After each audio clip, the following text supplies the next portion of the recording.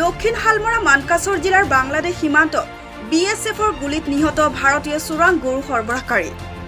দক্ষিণ হালমৰা মানকাছৰ জিলাৰ ভাৰত বাংলাদেশ সীমান্তৰ সাতকৰাইবাৰীত বিএছএফৰ গুলিত নিহত চোৰাং গৰু সৰবৰাহকাৰী। চোৰাং গৰু সৰবৰাহকাৰীগৰাকী মানকাছৰৰ পুৰাণ দিয়াৰা গাঁৱৰ ফাৰুক আলম বুলি জনা গৈছে। জানিব পৰা মতে বুধবাৰ পুৱতি নিশা সাতকৰাইবাৰী গাঁৱৰ ভাৰত বাংলাদেশ সীমান্ত দি বাহৰ সঁজুলিৰ দ্বাৰা বাংলাদেশলৈ গৰুৰ চোৰাং চালান দিবলৈ লোৱা অৱস্থাত গুলিয়াইছিল সীমান্তৰ পহৰাত নিয়োজিত বিএছএফ। মূৰ্মূৰ্ষ অৱস্থাত ঘটনাস্থলীৰ পৰা চোৰাং গৰু সৰবৰাহকাৰীগৰাকীক উদ্ধাৰ কৰি চিকিৎসাৰ বাবে গুৱাহাটীলৈ যোৱাৰ সময়ত আধা বাটতে মৃত্যু হয় চোৰাং গৰু সৰবৰাহকাৰী। ইতিমধ্যে চোৰাং গৰু সৰবৰাহকাৰীগৰাকীৰ মৃত্যু দেহ মানকাছৰ আৰক্ষী থানালৈ অনা হয়। ঘটনা সন্দৰ্ভত আৰক্ষী আৰু সীমান্ত সুৰক্ষা বাহিনীয়ে তদন্ত অব্যাহত ৰাখিছে।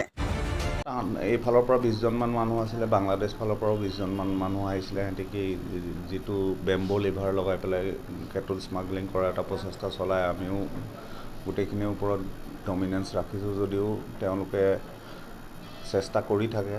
তেনেকুৱা অৱস্থাতে এটা দুৰ্ভাগ্যজনক ঘটনা হৈছে। কালি বিএছএফে মানে তেওঁলোকক খেদাবৰ কাৰণে নন লিথেল ৱেপন দি ফায়াৰ কৰিছিলে। পিছত তেওঁলোকে যেতিয়া মানে আক্ৰমণ কৰিবলৈ ল'লে তেতিয়া তেওঁলোকে ফায়াৰিং কৰিছিলে, কিন্তু তেওঁলোকেও গম পোৱা নাছিলে যে কাৰোবাৰ গাত লাগিছে বা কিবা হৈছে।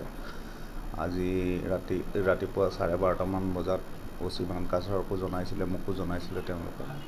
পিছত আমি খবৰ কৰি গম পালোঁ যে পুৰণ দিয়াৰা গাঁৱৰ এটা ল'ৰা ইনজিঅ'ৰ হৈছে, নহয় অলৰেডি মৃত্যুৱে হৈছে বুলি আমি গম পালোঁ। তাৰপিছত ডেড বডি আমাৰ মানকাছাৰ থানালৈ অনা হ'ল আৰু বিএছএফৰ কামাণ্ডেণ্ট চাহাবে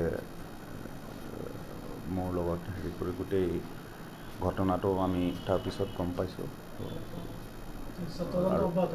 তদন্ত অব্যাহত আছে আৰু তেওঁলোকে এখন FIR দিছে বিএছএফৰ ফালৰ পৰা আমাক। আমি এই কেছ ৰেজিষ্টাৰ কৰিছোঁ আৰু তদন্ত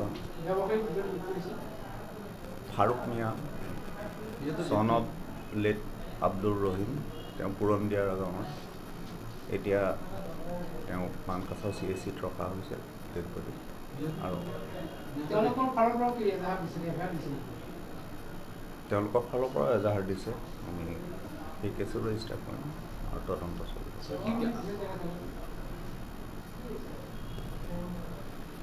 এতিয়ালৈকে মই ইমানখিনিয়ে ক'ব পৰা হৈছে। আৰু কিবা পাইছে নেকি? তদন্তততো আমি যিখিনি পাইছোঁ তেওঁলোকৰ 3টা গৰু চিজ কৰিছে। তো কেটল স্মাগলিঙৰ লগত জড়িত ঘটনাটো, গতিকে তাত আৰু বেলেগ কথা বিশেষ নাই। তেওঁলোকেও চেল্ফ ডিফেন্সত আত্মৰক্ষাৰ কাৰণে ফায়াৰিং কৰিব লগা হৈছে। News desk report, times Assam 365।